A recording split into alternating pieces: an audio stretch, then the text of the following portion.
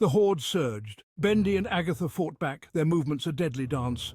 A blur of blades and magic, but the undead were relentless. A rotting hand shot out. Clawing at Bendy's arm.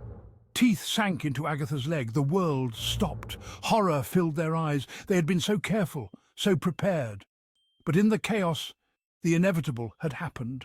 The bite, the harbinger of a slow, agonizing death. They clung to each other, a silent promise in their eyes. They would fight. Bendy, a descendant of the warrior race Saiyans, possessed strength beyond human comprehension. His muscles rippled with power, and his eyes burned with an intensity that could only come from a lineage of fierce warriors. Every movement he made was a testament to his heritage, a blend of raw power and refined combat skills honed over generations.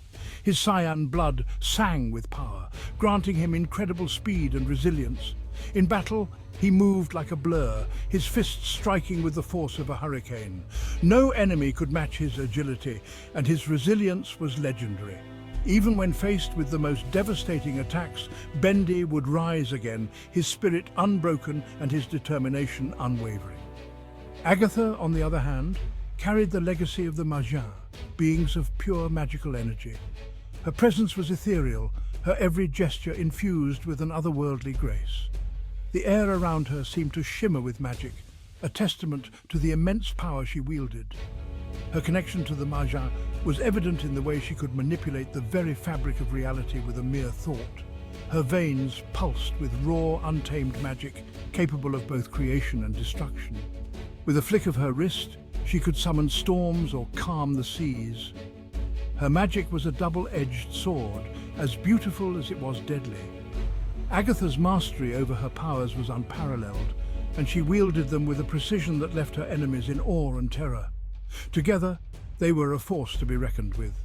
Bendy's brute strength and Agatha's magical prowess made them an unstoppable team. They had faced countless foes, from rogue warriors to dark sorcerers, and had always emerged victorious. Their bond was forged in the heat of battle, and their trust in each other was unshakable. Their unique abilities complemented each other. Bendy's physical might provided the perfect shield for Agatha's spellcasting, while her magic enhanced his already formidable strength. In combat, they moved as one, their actions perfectly synchronized. It was as if they shared a single mind, each anticipating the other's moves with uncanny accuracy. Saiyan's strength met Meijin magic, creating a bond that had seen them through countless dangers. Their synergy was a marvel to behold, a perfect blend of might and magic. They had faced dragons, demons, and even gods, and had always stood their ground. Their partnership was a testament to the power of unity, proving that together they were greater than the sum of their parts. But now they faced their greatest challenge yet, the Walker virus. This new threat was unlike anything they had encountered before. The virus turned the living into mindless, ravenous creatures, driven by an insatiable hunger.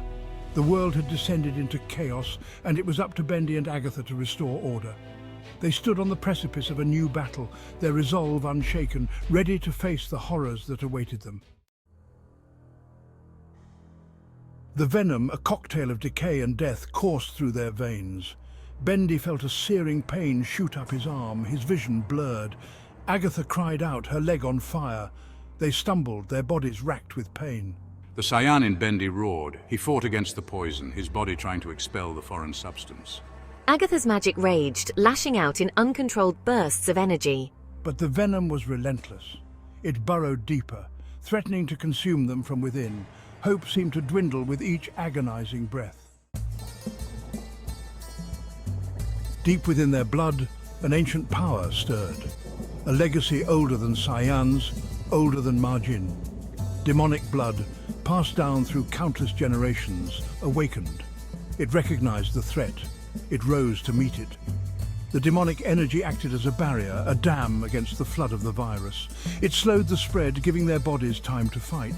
It was not a cure, not a solution, but it was a chance, a fighting chance. Section 5. The Antidote Within. In the dim glow of flickering candlelight, ancient texts whispered secrets of old. Dusty books and scrolls, remnants of forgotten times, held the key to a mystery that had eluded many. Word of the bite spread like wildfire. The news traveled swiftly, igniting fear and urgency among the people. Whispers filled the air, spreading through the small, tense group like a contagion. Faces, etched with worry, gathered in dimly lit corners seeking answers. Their allies, a ragtag group of survivors, rallied around them.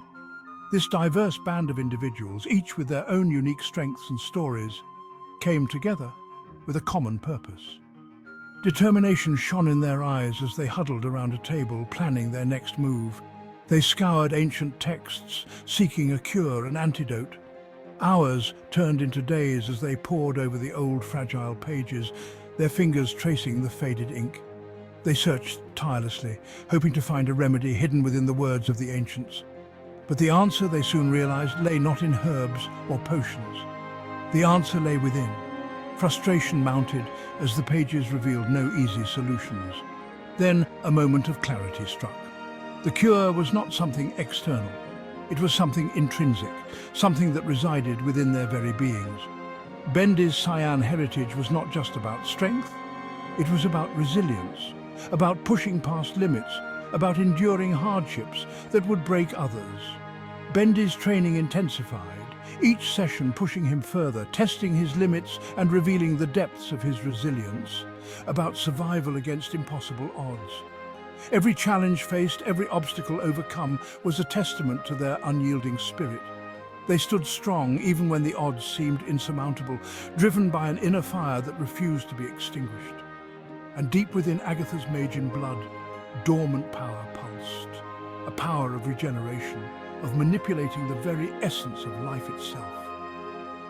Agatha's veins thrummed with a mystical energy, a latent power that held the promise of renewal and transformation, of manipulating the very essence of life itself.